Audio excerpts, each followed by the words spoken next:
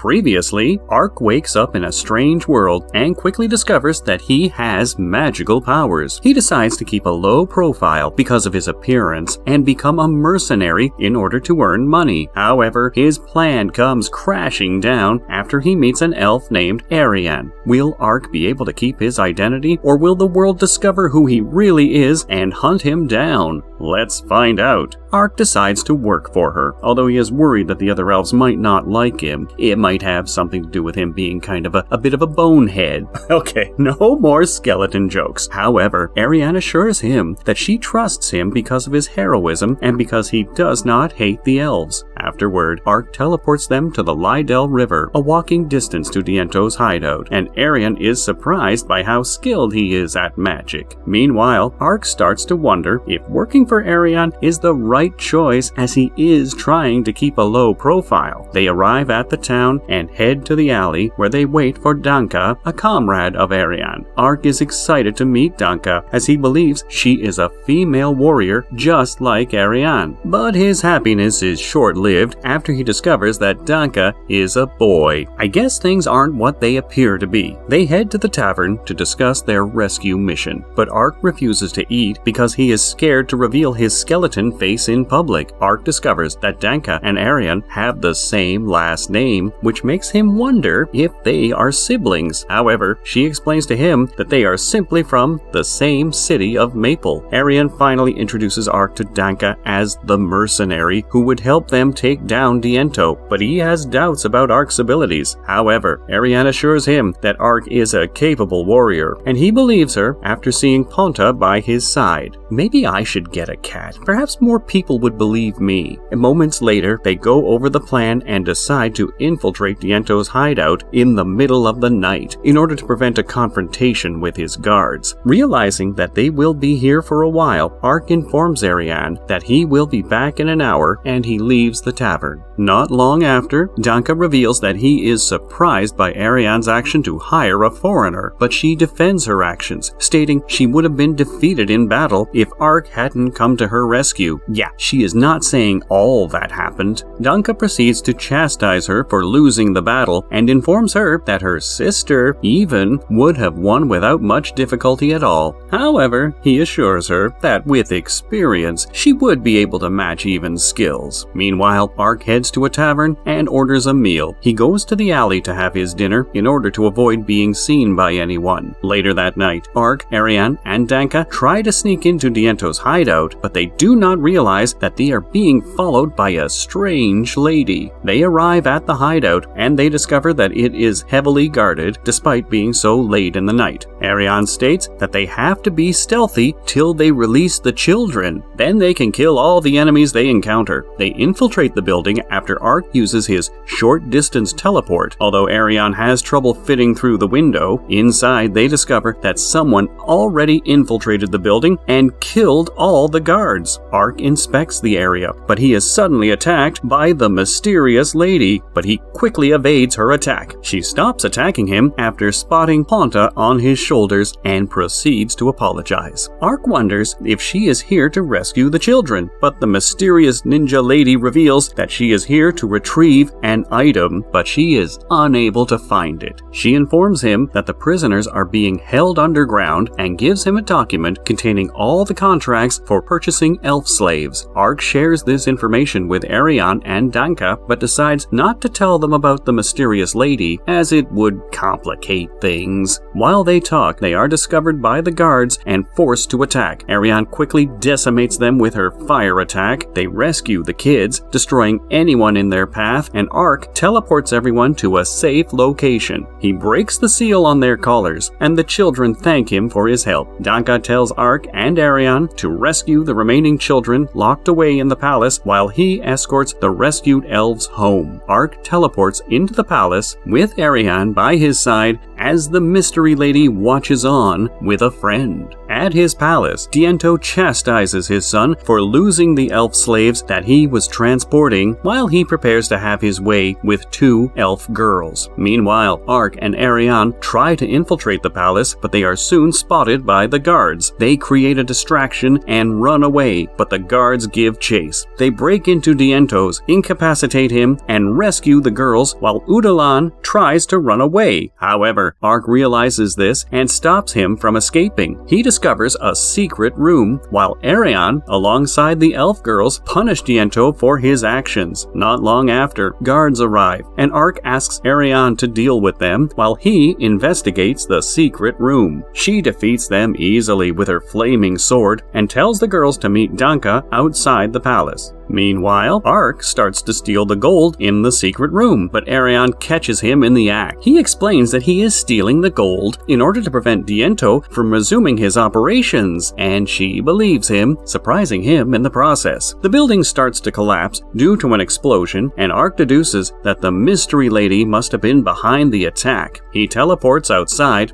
alongside Ariane, and she thanks him for his assistance in rescuing the children. She pays him for his services, although it is nothing compared to the loot that Ark stole from the palace. Ariane asks him to follow her to the land of the elves because she needs his help in rescuing other elf children that are in captivity. Upon hearing this, Ark becomes excited as he finally gets to have the fun adventure he has been looking for, but he is worried the elves would not tolerate an outsider like him. Ariane assures him that he will be fine as long as he meets the elders of the village, but he has to take off his helmet in their presence. Ark becomes worried about taking his helmet off because of his hideous face and asks Ariane if she would attack him if she saw his face. Ariane promises not to attack him, and Ark decides to take off his helmet, revealing his skeleton face to Ariana. She questions him about his face, and Ark lies that his appearance is due to a curse and he doesn't remember what happened to him. Ariane believes his story. She states that he is not an undead because he has the power of light and the ability to use healing spells. Ariane promises that all elves will keep his secret, and she tells him that the elder will be able to fix his appearance, which is a result of a curse. Ark decides to work for her in exchange for the elder fixing his appearance. The following day, in the capital city of Olav, the human King Carlon holds a meeting with his 2 sons, Sect and Dakares, as well as his daughter, Uriarna. Carlon is furious at the elves' attack on Diento, but Prince Sect informs him that Diento was in violation of the treaty after he sold the elves into slavery. However, Dakares gets angry and tries to defend Diento and states that they are merely rumors, which makes Sect suspicious of his brother. The king agrees with Dakares and decides to investigate the incident by contacting the elves in order to prevent a war, but this makes Dakares angry. Elsewhere, Ariane and Ark head to the village of the elves, Lalatoya, but they decide to rest for the night, and Ark makes them dinner. After their meal, Ark discovers that getting to Lalatoya is a 2 days journey and decides to go hunting after finding out that Ariane is still hungry. He kills a giant bear, and he is surprised to see Ariana snuggling Ponta, as she always acts tough around him. Back in the city of Olav, Ariana reveals that she knows Dakares is somehow involved in the slave trade of the elves, and Sect is trying to expose him. To ensure that the meeting of the elves ends well, Ariana reaches out to her sister, Seriana, who married the ruler of the Limbolt Duchy, the only domain currently trading with the elf lands. After 2 days of walking through the forest, Ariane and Ark finally arrive at Lalatoya, a village hidden in the forest. At Lalatoya, Ariane asks Ark to wait outside while she obtains permission from the elder in order to grant him entry into the village. Ark spends the whole day outside, but he manages to keep himself busy by having fun with Ponta. Later that day, Ariane reveals that he has been granted entry into the village and takes him to meet the elder, Dylan, and his wife, Glennis, who are also Ariane's parents. Dylan thanks him for his help in rescuing the elf slaves. However, he expresses concern